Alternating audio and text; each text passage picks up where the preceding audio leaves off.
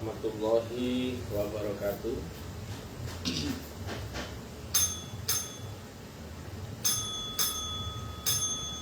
Om Swastiastu, Namo Buddhaya, Salam Rahayu, Jawa Timur. Judul yang kita angkat kali ini adalah cara adaptasimu dengan guru rohani maksudnya. Orang-orangnya itu nanti akan kebanyakan itu orang-orangnya terhijab akan dunia, sangat cinta dunia, takut mati, gak berani melarat, takut susah, caranya yang enak-enak, instan, gak mau korban, gak mau berjuang, tapi maunya menang. Itulah gambaran orang-orang di akhir zaman. Padahal itu mustahil ya. Akhirnya apa? Mindset pikiran nafsu itu akan dominan. Artinya apa? Orang nggak lewati prosesnya tapi mau instan. Nah, itulah gambaran akhir zaman. Makanya tren yang berkembang sekarang itu banyak ilmu-ilmu yang instan. Ada keramat instan, ilmu instan, mie instan ya. Jadi mau sakti instan, mau apa? Ngepet, pesugihan, kemudian ngingu tuyul, atau apalah banyak macam itu, pengasihan, atau keramat-keramat yang pakai pengisian itu banyak sekali itu. Itu semuanya ke arah instan, nggak mau lihat prosesnya yang benar-benar. Tapi asalkan tujuannya tercapai ya sudah, walaupun dia nggak sadar dia turun ke gelombang infra, mainlah ke alamnya gendru-gendru itu ya, nggak makin mendekati Tuhan tapi makin menjauh Tuhan. Asalkan kaya, orang-orang tadi itu. Kenapa? Sudah kebayang dengan kayanya itu dia akan enak, terjamin, senang-senang dan sebagainya. Ada orang-orang di akhir zaman goblok. Nah, untuk itu bahwa gambaran manusia di akhir zaman itu banyak yang minta instan, nggak mau berjuang berkorban, tapi maunya senang-senang, takut mati dan nggak mau susah, nggak mau melarat, nggak mau lihat ujian. Nah, padahal adaptasi dengan guru rohani, dengan ilmu rohani itu begini. Coba dipikirkan dulu. Ini coba nggak apa-apa, pikirkan dulu. Ya maaf ya. Lihat ya. Ilmu rohani itu bukan ilmu yang seperti sifat fisik ya. Rohani itu sifatnya nur. Nur itu kiasnya berupa cahaya. Maka cahaya itu sifatnya sama seperti air, yaitu mengalir dari tekanan tinggi ke tekanan yang lebih rendah. Beda dengan benda-benda gini, benda padat-padat begini nggak sifatnya nggak ngalir. Bunyi mengalir, ya, energi mengalir, cahaya mengalir, dan kemudian ilmu nur pun sifatnya mengalir dari dimensi lebih tinggi ke dimensi lebih rendah. Maka adaptasi dengan gurumu pun seperti itu. Tapi ini bagi orang yang telah bayar loh ya. Coba ya. Di sini ada 2 botol. Ini kau, ini gurumu. Kan sudah diajari teknik Rabitoh, yaitu menyamakan frekuensi dan gelombangmu dengan gelombang gurumu lewat menghadirkan wujudnya. Tapi dia di balik yang wujud itu ya. Yang wujud itu jasmani.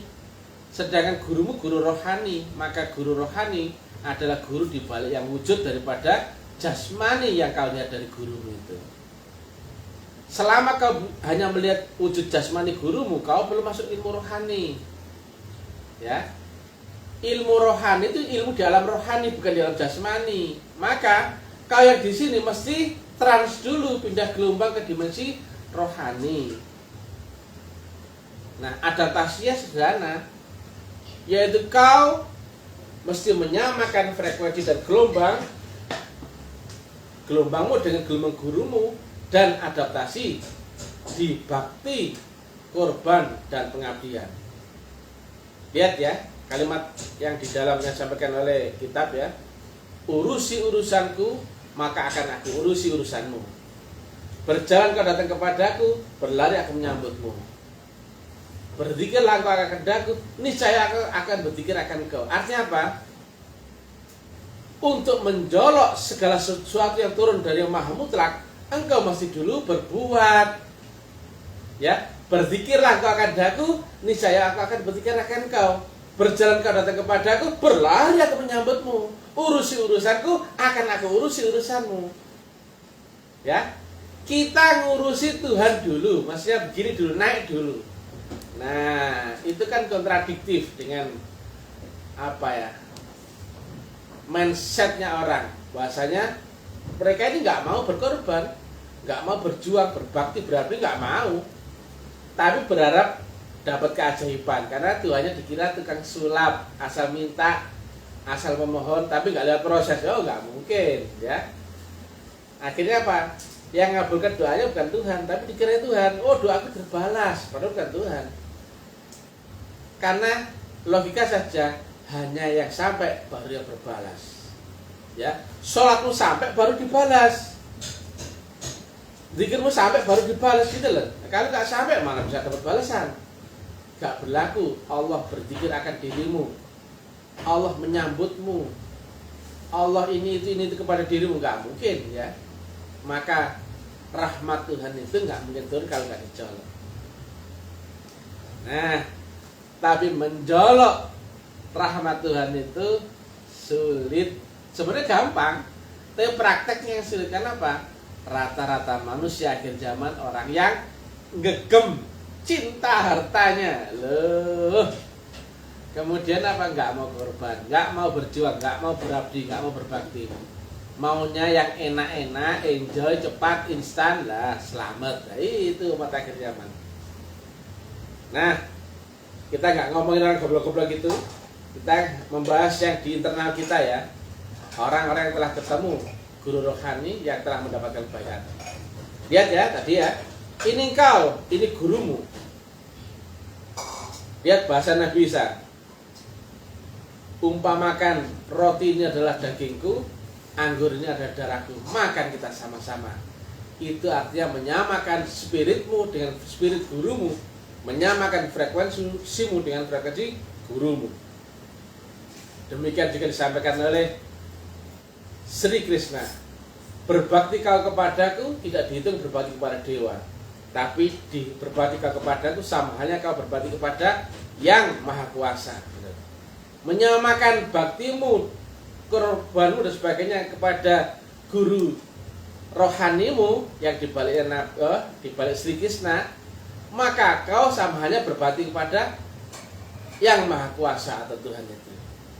Atau juga dalam bahasa kitab Islam, ini wajah tu wajhiyah, kuhadapkan wajahku pada wajah yang menciptakan langit dan bumi. Sama. Jadi yang menciptakan langit dan bumi adalah Allah. Tapi kok ada wajahnya? Wajah siapa itu? Yaitu wajah orang yang membawa gelombang nur Allah ke dunia. Maka wujudnya Allah adalah manusia. Kau kira apa wujudnya Allah di dunia ini? Manusia. Kalau kau nggak ketemukan wujud itu, syahadatmu nggak laku. Lihat ya, syahadat itu nggak bisa dipisah antara Allah dan Rasulullah, betul nggak? Dia dan nurnya itu berkekalan, matahari dan sinarnya itu berkekalan. Nggak mungkin sinar matahari lepas dari mataharinya. Nggak mungkin Allah dan Rasulullah itu terpisah bercerai-berai. Maka Allah dan Rasulullah itu satu paket yang tidak terpisahkan. Kenapa? Allah menghampiri manusia lewat nurnya. Dan nurnya itu ada yang membawa, yaitu seorang manusia. Maka wujudnya Allah adalah serupa dengan wujudnya nurnya. Wujudnya nurnya sama dengan wujudnya manusia yang membawanya. Itu cuma wujudnya saja, bukan Allahnya, bukan pula Rasulullahnya. Air ditaruh botol, bentuknya botol. Wujudnya sama nggak? Kita lihat ini, wujudnya air sama wujudnya botolnya sama. Tapi air ya tetap air, botol tetap botol. Air itu ada di baliknya botol. Maka yang aku sentuh pertama kali adalah botolnya dulu. Nah, apakah air dan botol itu sama? Tidak. Dia dan dia itu unsur yang berbeda. Wujudnya saja yang sama. Lah kalau kamu nggak ketemu wujudnya Allah di dunia ini, kamu pasti akan sesat. Karena apa? Kamu nggak tahu kiblatmu. Kiblat bangkai jasmanimu kan ke Ka'bah lah. Kiblat rohanimu kemana? Mesti kepada seorang utusan atau rasul. Nah di tiap zaman ada rasul.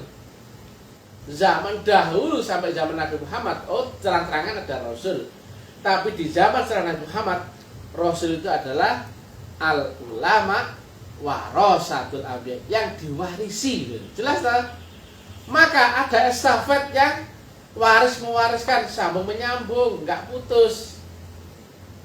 Itulah ulama di akhir zaman ini yang diwarisi oleh estafet kerasulan dari Nabi Muhammad. Maka dialah orang yang membawa wasilah atau orang yang membawa nur Allah, dan wujudnya Allah serupa dengan dia dong. Lihat di At-Tauha, surat Tauha ayat 8 itu. Sungguh aku ini Allah, dirikan sholat untuk mengingatku. Lah yang ngomong itu siapa? Nabi Muhammad dong loh. Nah, tapi kok ngomong kok bahasanya kok sungguh aku ini Allah. Yang ngomong itu siapa? Nabi Muhammad loh. Wa ma ramaita id ramaita walakinna Allah rama loh. Bukanlah dia Muhammad yang berkata-kata, tetapi akulah mulutnya loh. Yang ngomong itu belum siapa? Dia, tapi lewat corongnya mulut daripada Nabi Muhammad. Maka wujudnya yang dilihat di dunia adalah wujud Nabi Muhammad zaman itu. Jadi di balik diri Nabi Muhammad ada 3 gelombang besar, yaitu yang Nabi Muhammad, yang Rasulullah Muhammad, dan Allah Subhanahu wa Ta'ala. Sama dengan Krishna, Guru Atman, dan Tuhan. Siddhartha Gautama, Guru Buddha dan Tuhan. Nabi Isa, Roh Kudus, dan Allah Bapa. Nabi Muhammad, Rasulullah Muhammad, dan Allah Subhanahu wa Ta'ala. Sama. Zaman ini guru, mursyid, dan Allah Subhanahu wa Ta'ala. Sama. Lah gimana kalau kamu nggak ketemu dengan guru cahaya atau guru rohani? Oh, nggak mungkin sampai pada maha rohani. Nah, bagi yang telah bertemu dengan guru rohani, adaptasi melihat ya. Ini kau full relatif. Ini adalah gurumu full mutlak. Mutlak tidak terpengaruh oleh positif negatif, dan dia pun tidak terbatas, tidak terdefinisi, dan juga tidak tergambarkan atau tidak terbayangkan. Maka bagaimana kamu bisa menginduksi gelombang mutlak yang dari dibalik gurumu itu, sementara kau relatif? Ayo coba. Ini full mutlak, full relatif ya. Ini full mutlak. Apa yang kau lakukan dengan gurumu ini? Makanya ada teknik rabitoh, ada teknik menyamakan frekuensi dan gelombang. Itu nggak sekedar itu. Di balik menyamakan frekuensi dan gelombang, baktikanlah, kurangilah isi. Ini kan sama-sama full ya. Kalau full bisa nggak ditambahi? Kalau botol ini full bisa nggak ditambahi air lagi? Nggak bisa. Maka,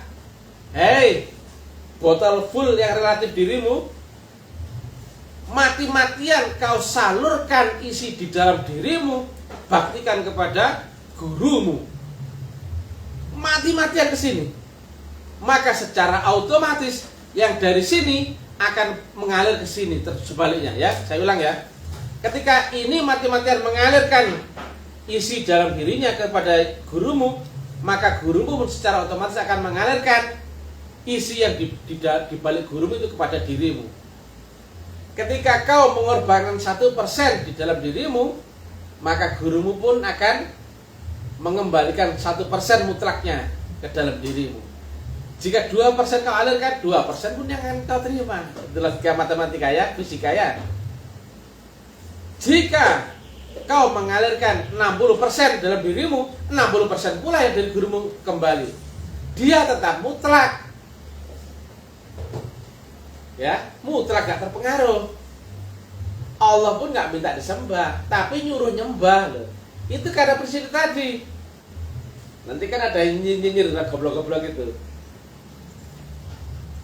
Ngapain kok kayak apa? Ngapain diminta nyembah kayak Tuhan minta disembah saja? Enggak minta, tapi nyuruh loh. Ya, nyuruh manusia menyembah. Dan Allah itu nggak butuh disembah atau tidak, nggak butuh. Itu sistem. Paham nggak sih sistem? Adanya output itu pasti lewat sistem ya. Adanya suatu proses yang telah selesai itu pasti lewat sistem. Artinya apa?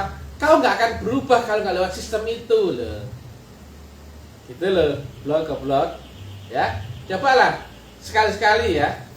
Wawasan pandang nalar ilmiahmu cobalah bagikan seorang yang doktor kayak atau profesor kayak. Tapi bukannya dokter goblok-goblok itu, bukan profesor goblok-goblok itu. Yang ilmiah logik ya. Betul nggak tadi? Jika ini full relatif, ini full mutlak, sementara kau inginnya belajar induksi yang dari gurumu, tapi kau nggak berkorban, kau nggak berjuang loh, hanya mendoa saja. Kalau kau ibadah hanya sholat, puasa, baca Quran, ya anak kecil pun bisa, ya apa enggak loh? Anak kecil disuruh sholat bisa nggak? Bisa. Disuruh ngaji bisa nggak? Puasa bisa nggak loh? Tapi ketika disuruh mengorbankan dirimu kepada visi misi gurumu, wow, sudah mulai. Yang tua-tua pun ketakutan, lari tunggang langgang itu ya. Betul nggak ini? Betul. Saya ulangi lagi. Anak kecil disuruh sholat bisa nggak? Bisa. Bisa. Disuruh puasa bisa nggak? Disuruh ngaji? Bisa. Tapi walaupun kau orang tua, kau kaya, kau terpandang, kau seorang alim sekalipun, tapi ketika sistemnya dulu lewat berbakti, berjuang, berkorban, mati-matian, habis-habisan mengaitkan dengan visi misi gurumu, oh banyak yang lari. Karena apa? Mereka cinta hartanya, sayang waktunya, sayang pikirannya, tenaganya. Mereka masih menyembah dirinya sendiri loh. Ya. Jadi aduh, menyembah itu bukan dengan itu saja loh. Menyembah itu ya, kau itu membaktikan, korban, dan segala sesuatu kau curahkan, cintamu, baktimu, tujuanmu, orientasimu, itu kepada yang kau sembah. Minimal 51%, itu baru kau punya sesembahan.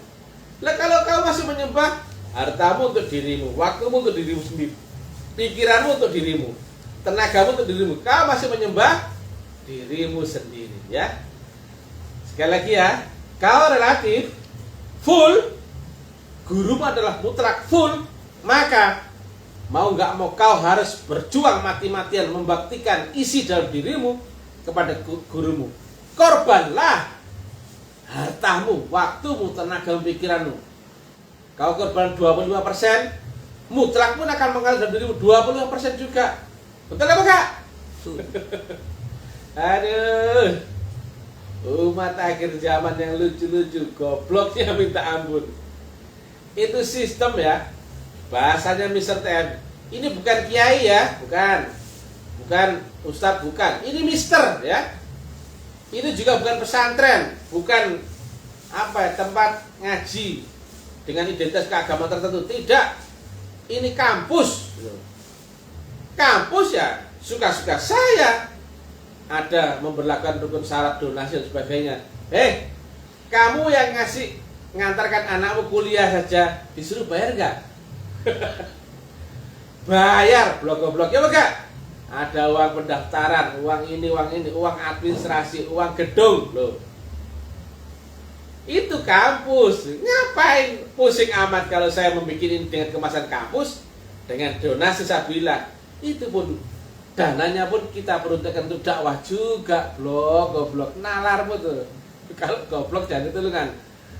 Kami juga nggak butuh kamu, makanya sederhana saja, nggak cocok dengan dirimu nanti. Kami blokir. Lihat ya, kami nggak merayumu, betul nggak? Saya nggak pernah berbicara manis. Tapi yang disampaikan Mr. TM full daging, nggak ada kulit ari, nggak ada dombos omong kosong. Ngedabrus nggak ada, full tagging, full power. Mana ada yang menerangkan kayak gini dengan belak-belakan, dengan ilmiah, logis, nalar, dan bisa dikompar, bisa dianalisa, bisa dibuktikan. Preketek kalau ada. Ya, tadi ya. Maka, hei kau manusia atau murid-murid di kampus Salim Ma'rifat, kau mesti berbakti, berjuang, berabdi kepada visi misi gurumu. Ya, kaitkan seluruh urusanmu dengan visi misi gurumu. Kemudian sambungkan gelombangmu dengan gelombang gurumu. Nah, itu saja. Jadi secara zahiriahnya kau mesti mengaitkan dengan visi misinya dan bakti, korban dan berjuang. Isinya gelombangmu harus kau samakan dengan gelombang gurumu. Itulah ibadah. Jadi ibadah itu bukan bentuknya hanya sekedar saat sholat, zakat, puasa, haji ada. Mana korelasinya dengan inna sholati wa nusuki wa mahyaya wa mati. Sungguh sholatku, hidupku, matiku hanya untuk kepada Allah Ta'ala loh. Hanya kepada Allah Ta'ala loh. Semua untuk dia loh. Artinya apa? Nggak hanya sholatmu, nggak hanya puasamu, nggak hanya apa itu? Baca Quranmu, tidak loh. Lagi mana kalau kamu ibadahnya hanya mau sembahyangnya, tapi nggak mau korban? Lucu. Kamu mau puasanya, tapi nggak mau berjuang berbaktinya, lucu. Berarti kamu beribadah sekarep-karepmu dewe, ya. Oke guys, singkat pada jelas. Karena apa sih? Dengan berjuang dan berkorban, itulah nur di dalam dirimu akan ditambahi, ditingkatkan. Nur iman dan nur kitab itu berjalan beriringan. Pengetahuan nurmu di sini, nggak mungkin nur kitabmu di sini. Nur iman dan nur kitab itu selalu beriringan. Software internalnya dan software eksternalnya. Sama seperti akal dan panca inderanya, itu akan selalu beriringan. Jadi nggak ada jalan lain, itu sistem. Kalau nggak mau silakan, saya juga nggak maksain. Ini sekali lagi ya, kampus ya. Ini kampus, gurunya adalah guru jasmani ya. Guru jasmani adalah Mr. TM. Guru rohaninya, oh ada sendiri, bukan saya. Yang menerangkan secara jasmani adalah Mr. TM. Bukan kiai, bukan ulama, bukan ustaz, tapi Mr. Ya. Maka undang-undangnya memakai undang-undang kampus dong. Ada administrasi yang nggak gratis. Buat apa ngajarin orang bodoh-bodoh, penghayal pemimpi dengan gratisan itu? Paling nggak mau korban, paling mau instan, ya. Mie instan saja loh, kalau mau dimakan, dimasak nggak? Loh, mie instan aja dimasak, ya, direbus dulu. Masa kamu belajar makrifat nggak bayar? Toilet di terminal loh, bayar nggak? Bayar. Pipis harganya 2.000, goblok. Ya enggak? Demikian kau menyembah Allah Ta'ala, bayarmu dengan apa? Inna sholati wa nusuki wa mahyaya wa mamati. Loh, kayak gitu loh. Loh, goblok. Kalau yang cinta harta, nggak mau korban, minggir sana, nggak usah ngeruweti Mr. TM berdakwah ya. Bikin malu saja. Yang maksain dakwah donasi loh siapa? Itu pilihan. Yang mendekat sini, oh silakan. Tapi syaratnya ini loh. Kamu nggak siap ya, silakan menjauh, nggak apa-apa. Tapi kalau kamu mendekat siap, ya bayar dong. Ya, terserah. Kau bilang misalnya jualan agama, terserah, bebas ya. Mau cocok nggak bertulang aja. Ya, oke guys. Pedas-pedas enak ya. Asam-asam manis pedas kayak nano-nano. Bahasa Indonesia TM tidak sopan, tidak merayu-merayu, yang indah-indah, tapi nggak enak, pedas. Ya, belak-belakan. Yang nggak siap dengan gaya dakwah cowboynya misalnya, pergi saja. Saya pun nggak butuh kamu ya. Sekali lagi saya nggak butuh kamu. Tapi orang yang nyari Mr. TM. Kenapa? Nggak ada orang yang bisa menerangkan ilmiahnya agama seperti voice-nya Mr. TM menerangkan. Clear, mudah dipahami dengan analog yang masuk akal seperti tadi. Oh iya ya. Tinggal bagaimana kau mengatur langkahmu, jauh pun mendekat, harus berjuang, berkorban, berabdi, itu sistem. Karena ini telah kita ilmiahkan, kita riset berpuluh-puluh tahun, makanya kita menyampaikan metodologi ini terbuka terang-terang ke publik dengan bahasa ilmiah yang nggak bisa dibantah. Oke guys, salam kebangkitan tasawuf, suksma, puji Tuhan, alhamdulillah, haleluya, wassalamualaikum warahmatullahi wabarakatuh. Hura! Hura!